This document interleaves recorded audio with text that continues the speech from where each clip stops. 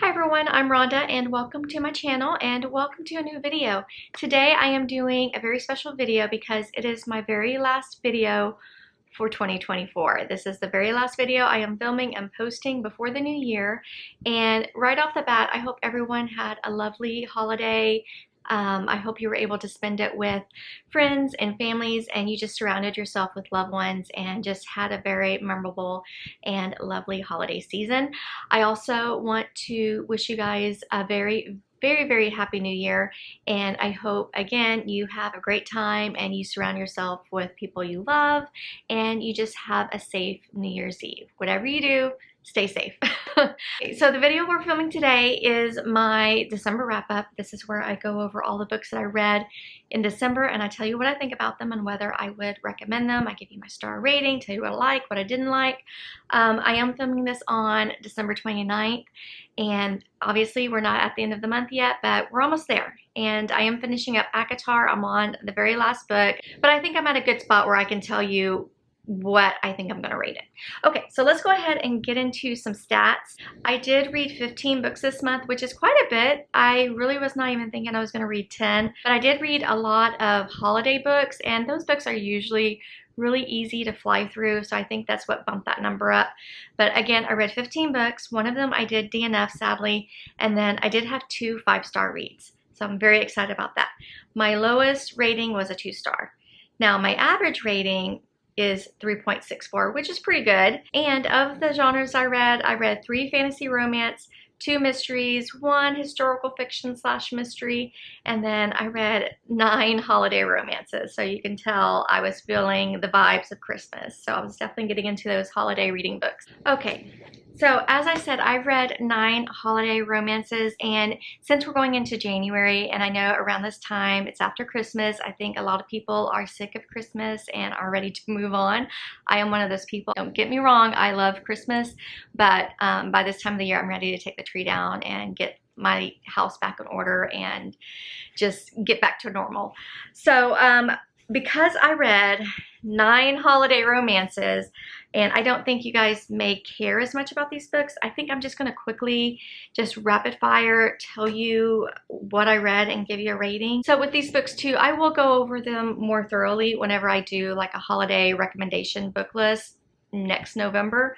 But for now, I think I'm just going to give you a quick, this is what I read, this is what I rated it, and I'll let you know if there's anything that stood out. The first book that I want to talk about is If This Was a Movie by Morgan Elizabeth. This was my 2-star read. I did not enjoy this. I think this was a new release for this holiday season. Now, when I first started this book, I was definitely enjoying it. It was giving me some cheesy Hallmark vibes, but then the tone of the book changed very quickly. It went from a sweet little Hallmarky type book to kind of a trashy book, and I did not enjoy it. I felt like the tone was very wrong for this book, and it just flipped on a dime so quickly. So I gave this one 2 stars. It was not for me. And then the book I DNF'd was another new release, sadly, and that is My December Darling by Lauren Asher. There's something about Lauren Asher. I don't like her books. I did read the very first book in the Dreamland Billionaire series, and I gave it 3 stars. I thought it was okay, but I didn't love it. I did try to read the second book and DNF that one. I think I did kind of like a soft DNF on it just because I wasn't jiving with the writing, and I could not stand the main male character. I thought he was awful. I didn't like him. So this is another book by her that I DNF'd, and I don't know if I'm going to unhaul the Dreamland Billionaire series or not. I'm just not reaching for it. I don't really want to read it, and I'm not going to write off Lauren Asher. I know a lot of people like her, but I'm beginning to think she may not be for me. So we'll see if I read anything else. I don't want to write her off just yet, but this one was a DNF. Could not get into it. And also the trope in here is it is hate to love. And also in the book, there's a trope in here I do not like, and it involves the main female character's name is Catalina, and her sister is marrying Catalina's ex-boyfriend. And I'm sorry, I don't care if her and her ex-boyfriend left on good terms, are best friends now. You don't do that. That's girl code. I would never in a million years date my friend's ex, let alone marry them. So I just really don't like that type of trope. And this is hate to love. I just, again, couldn't get into it, so I DNF'd it. Now, the next book I read was a surprise favorite, and I gave this one 5 stars, and it is The Plight Before Christmas by Kate Stewart. And I was hesitant to read this one because I know Kate Stewart writes pretty spicy contemporary romances, but this was not. Yeah, there was some spiciness to it, but it wasn't bad at all. I could definitely handle it. This was hilarious. I laughed hard throughout this book. It was so heartwarming. I loved the family. This is a second chance love. It's hate to love. You're following this woman who's going home for Christmas, and she's spending it with her family, and just her family is just pure chaos. They are a hot mess, but I love them. And also there is her brother who brings a guest home for the holidays too, because he doesn't want him to stay by himself for the holidays. And that guest is actually the only guy who broke the female character's heart. So it's an ex-boyfriend, and it was a really sweet romance between them. But I love the family in this. The little boy in here is adorable. I just wanted to go into the book and just hug him and hang out with him. He was so cute, and I loved him. I love this family. I laughed hard. If you're looking for a good, funny, lighthearted Christmas holiday book, then this one is for you. Loved it. Gave it 5 stars. Next is Holiday Romance by Catherine Walsh. This is a book I gave 4 stars to. Another book, I really enjoyed it. This was just a really sweet, heartwarming story. You're following 2 people who are friends, and the only time they get to hang out is whenever they fly from, I can't remember where they live in the United States, but they're from Ireland, and they fly home to Ireland together every year. That's their way that they catch up on their lives and what's happening. They're just good friends. And I love their little romance. And then one year a storm's coming through, and they are bound and determined to get to Ireland, so you follow them as they travel through the United States to get home for the holidays. Such a sweet story. It was funny in parts. I laughed for sure. I sighed. It was a really good romance, and I gave it 4 stars. Next up is A Cross Country Christmas by Courtney Walsh. This was a surprise favorite. I gave this one 4 stars.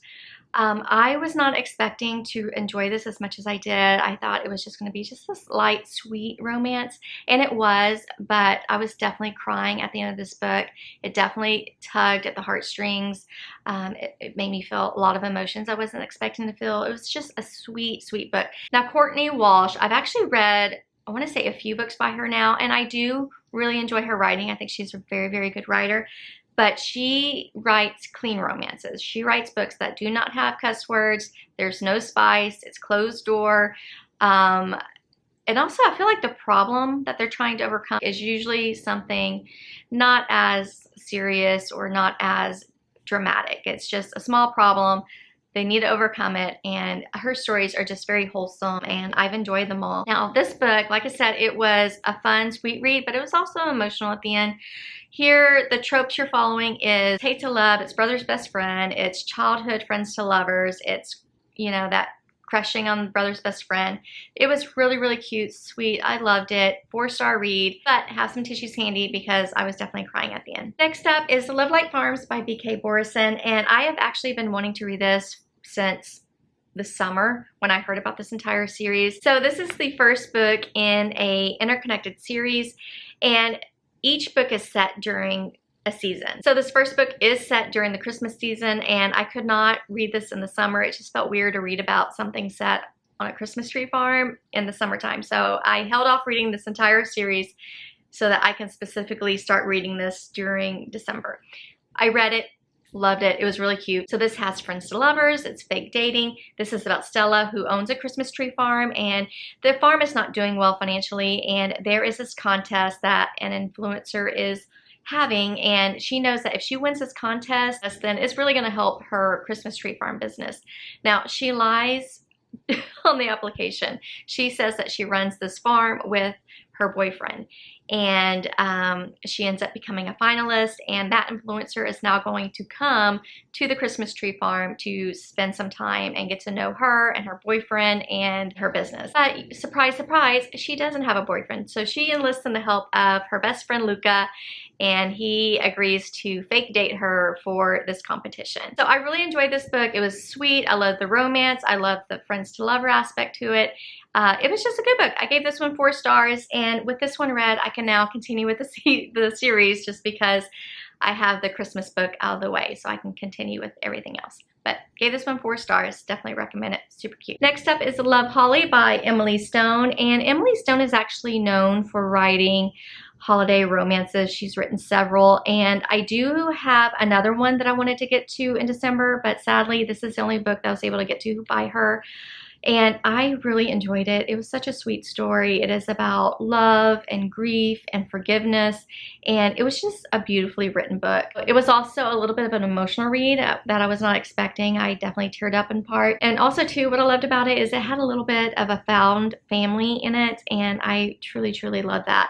I loved all the characters. It was just a well-written book, and I gave it 4 stars. Next up is Faking Christmas by Carrie Winfrey, and this one was a cute romance too. I gave it 3 stars. It's not as impactful as some of the other 4-star and 5-star holiday reads, but it was still cute.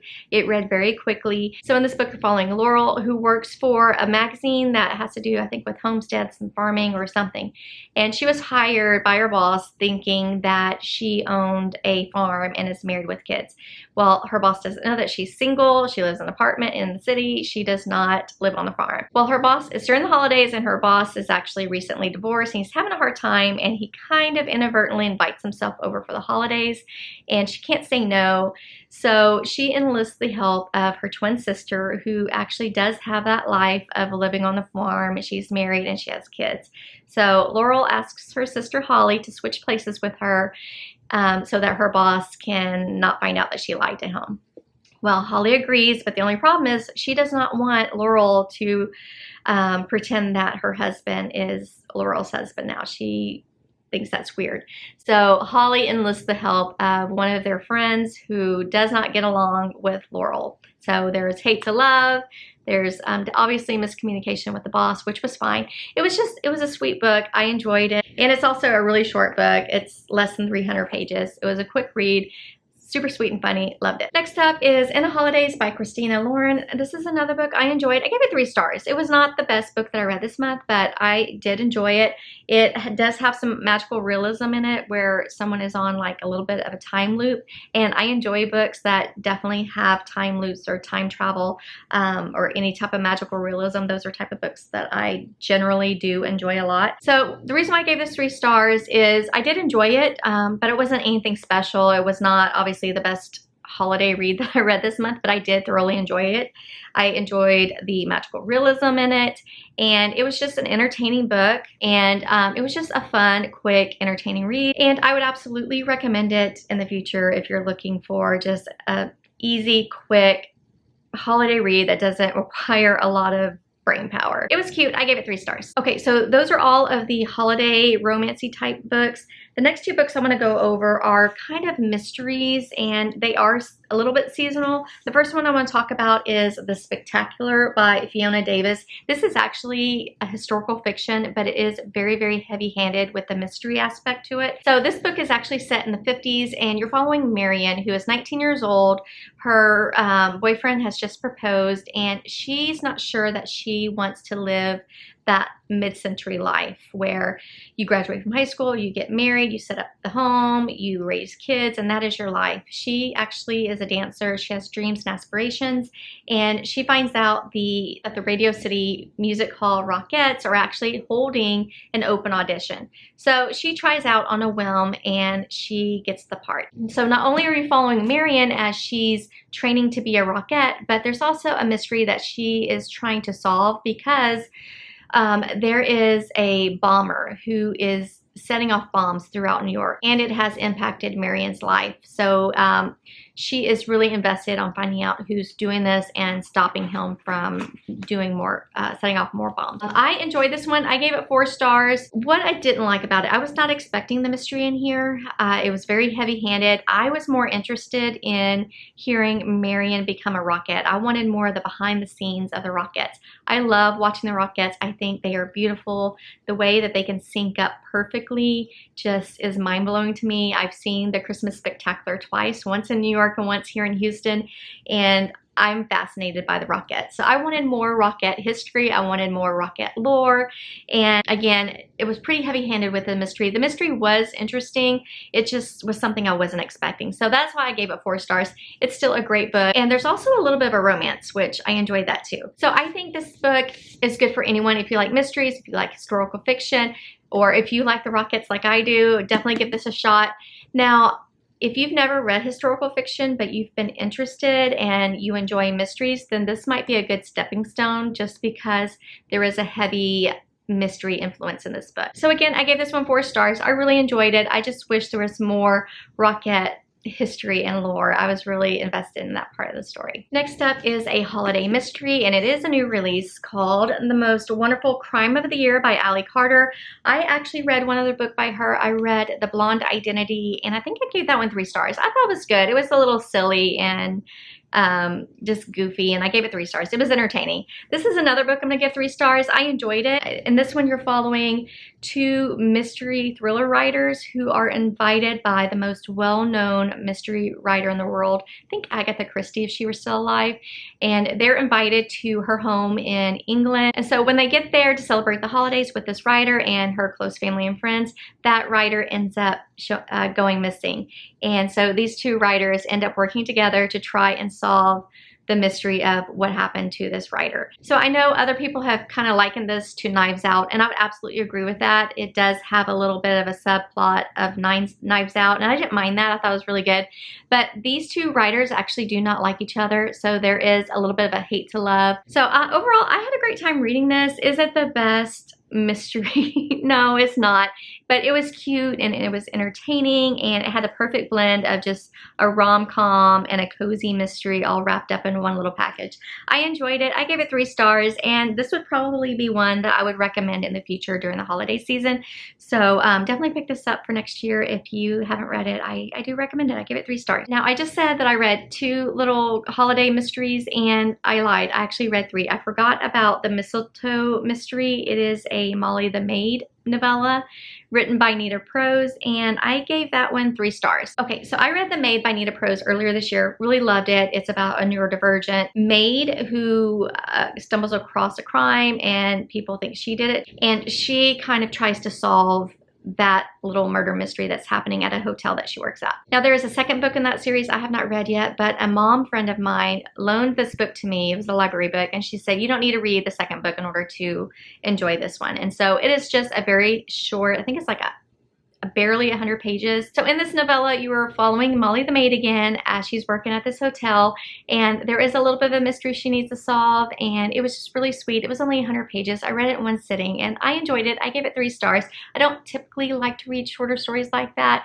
but this one, it was just, I was able to sit down and fly through it pretty quickly, and I love Molly. I think she is so endearing, and I was very, very happy to read this book. But is this book necessary? No, but if you like Molly the Maid, then you'll probably want to read it. It was really sweet, and I give it 3 stars. Alrighty, next up, I want to talk about the last 3 books that I read this month, and that is the rest of the books that are currently out in the ACOTAR series. I read ACOTAR and A Court of Mist and Fury earlier, like I think I read ACOTAR in September, and then I read A Court of Mist and Fury in the beginning of October, and then I picked up A Court of Wings and Ruin, and I was having a hard time with this one, so I did a soft DNF with the idea that I would pick it up later in the month, which I did. I picked it up right after Thanksgiving thinking that I would be able to finish it by the end of November, and I didn't. I only read halfway through.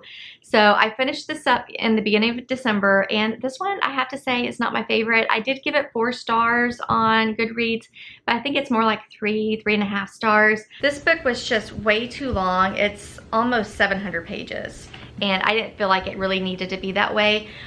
You're following Feyre again and her love interest. I just felt like I was bored and confused through the majority of this book. There's a lot of war talk. There's some training that I didn't care about. I thought it was stupid.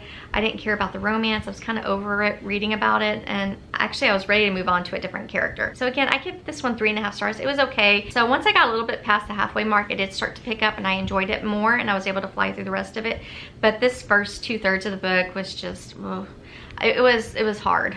It was hard to get through. I just did not enjoy it. So this one got 3.5 stars.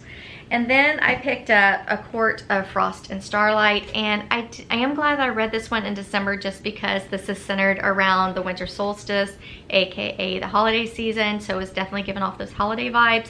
But I don't know what the purpose of this book was because absolutely nothing happened. Nothing happened in this book. I was so bored with this one. I ended up listening to this one on audiobook because it was torture to try to read it. You don't need to read this one. If you're reading ACOTAR, you do not need to read this book. You can actually just skip it. I wish I would have, but I thought there was information in this book that I was going to need in order to read Nesta's story. It didn't give any extra information. I gave this one 3 stars, but I'm thinking it's more like a 2.5 star read. There was nothing in it that you need to read. Okay, so that brings us to the very last book that I am currently reading this month. I'm actually on page 553, and that is A Court of Silver Flames by Sarah J. Maas. This is actually Nesta's story, and I am so glad that I got to this book and we're following something new just because I was getting really bored with Feyre. I am loving this book so much. Nesta is such a force. I thought Feyre is powerful. I haven't really gotten into Nesta's power, but man, I am enjoying reading about her, being in her head. She's such a complex character. I'm just really enjoying her story. You're also following Cassian, I think that's how you say his name. That's a love interest in this book. I loved him in the previous books, and so I'm enjoying reading about him too and their romance. All right, so let's talk about the romance between Nesta and Cassian in this book. Woo! I would say this is probably the spiciest book in the series so far. Some of the love scenes in this book, some of the sex scenes have left me blushing. After reading it, I was like, oh my God. Doesn't take much to make me blush to begin with. I don't like super spicy books, but I've really enjoyed the scenes in this one. Now, I would say so far, again, I have about 200 pages to go, but so far at this point, this is a 5-star read for me. This is my favorite book in the series so far, just because of the complexity of Nesta and kind of what she went through as a child and what she's going through now. I find her story just really compelling, and I really love her romance with Cassian. I loved Cassian in the previous books, but him in this book is perfection. I love them together. But I cannot wait to finish this book. Again, I have over 200 pages, and I do know that I will be finishing this book before the end of the year. Anyway, but so far, this is a 5-star read. If that changes, I'll cut in and let you guys know. But loving this book, my favorite so far. All right, my friends, so these are all 15 books that I have read in the month of December, and it is super heavy, so I'm gonna leave it down here. I hope you all enjoyed this video. If you did, please give this video a thumbs up and subscribe if you haven't already, and hit the little bell notification so that you don't miss out on future videos on my channel. If you made it this far, please let me know what your favorite book for the month of December was, as well as let me know what your least favorite book was. I think it's safe to say my most favorite is probably going to be A Court of Silver Flames. I'm just really enjoying it. And then my least favorite is either going to be My December Darling, or If This Was a Movie. I just sadly really did not enjoy those 2 books. But let me know what your favorite and least favorite were. Well, that's it. Thank you all so much for watching, and I will see you in 2025. Happy New Year. Bye.